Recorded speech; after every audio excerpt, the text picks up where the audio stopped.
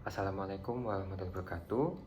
Perkenalkan, nama saya Haryan Nindita Wicaksono, NIM 2017 0310 160. Pada kesempatan kali ini, saya akan menjelaskan mengenai monitoring hemodinamika pada pasien darurat. Monitoring hemodinamika adalah suatu pengukuran terhadap sistem kardiovaskular yang dapat dilakukan baik invasif maupun non-invasif. Invasif merupakan intervensi alat monitoring yang memiliki akses langsung terhadap organ secara intraorgan. Non-invasif sendiri merupakan prosedur intervensi tanpa akses ke intraorgan pada tubuh pasien. Faktor penentu hemodinamik diantaranya adalah cardiac output yang terdiri dari stroke volume seperti preload, contractility, dan afterload. Lalu selanjutnya ada heart rate atau denyut jantung. Untuk oksigen delivery dan juga ada oksigen uptake. Proses pemantauan hemodinamik harus dilakukan secara cepat dan tepat untuk mengetahui kondisi pasien secara real time terhadap perubahan fisiologis yang terjadi. Maka diperlukan berbagai alat yang memiliki fungsi mengukur keadaan organ yang kita monitoring seperti paru, saturasi oksigen, tekanan darah, dan karboksi hemoglobin hingga tekanan jantung pasien. Berikut berbagai alat yang sering digunakan oleh dokter dalam menangani atau memantau pasien darurat pada monitoring hemodinamika.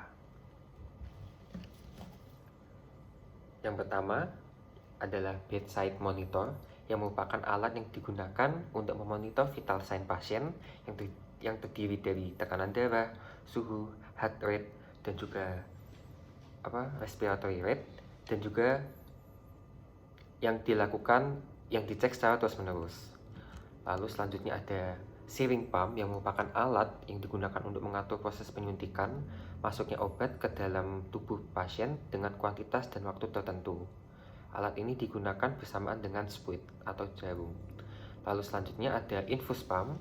Infus pump ini adalah alat yang digunakan untuk membantu memasukkan cairan infus ke dalam tubuh pasien dengan pengaturan waktu dan jumlah tertentu. Lalu selanjutnya ada ventilator, di mana ventilator ini berfungsi untuk menunjang atau membantu pernafasan pada pasien darurat. Ventilator seringkali dibutuhkan oleh pasien yang tidak bernafas sendiri, baik karena suatu penyakit atau karena cedera yang parah. Tujuan penggunaan alat ini adalah agar pasien mendapatkan asupan oksigen yang cukup. Lalu selanjutnya ada non-invasive blood pressure atau NIBP monitoring, di mana pada alat ini sendiri digunakan cuff pada tangan pasien untuk mengecek tekanan darah dengan mesin yang secara otomatis memompa dan mengembiskan cuff.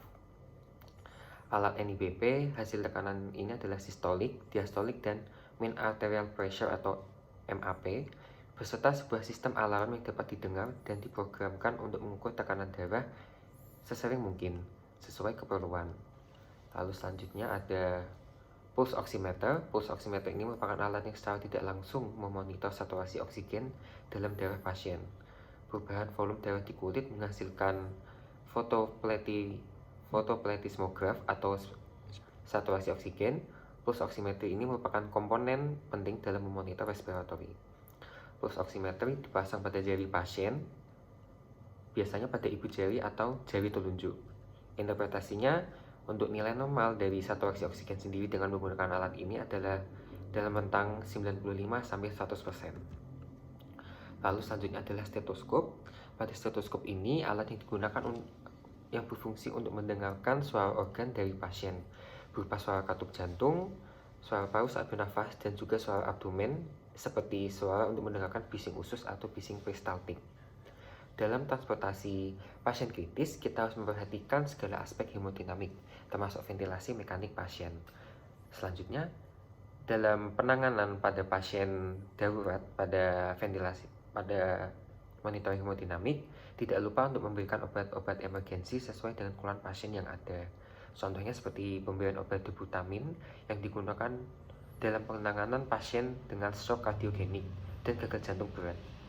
Lalu ada obat vasokonstriktor atau obat untuk mempersempit pembuluh darah, contohnya seperti norepinefrin. Lalu ada obat vasodilator atau obat memperlebar pembuluh darah seperti golongan ACI atau ACE inhibitor seperti captopril. Lalu ada obat analgesik, ya ini digunakan untuk mereda rasa nyeri seperti opioid ataupun morfin. Lalu ada obat masker relaksan atau obat pelumpuh otot seperti epinephrine. Lalu kembali ke awal tadi, ini ada contoh dari hasil monitoring hemodinamik yang ditunjukkan pada bedside monitor. Ya ini di sini ditunjukkan adanya, ini ada menunjukkan adanya EKG, lalu di sini adanya denyut jantung atau heart rate, lalu di sini ada juga nadi.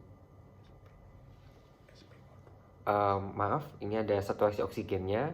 Lalu yang di sini ada tekanan darah sistol, yang ini tekanan darah diastol, dan yang di tengah ini yang 54 itu adalah mean arterial pressure-nya gitu. Sehingga pada interpretasi pada kasus skenario pertama ini, yaitu adalah pada hasil EKG-nya ditunjukkan adanya sinus takikardi dengan disertai adanya hipotensi karena tekanan darah pada pasien ini jauh di bawah dari normalnya sendiri, seperti itu. Sehingga kesimpulannya adalah pasien dengan sinus takikardi disertai dengan hipotensi, seperti itu. Terima kasih. Wassalamualaikum warahmatullahi wabarakatuh.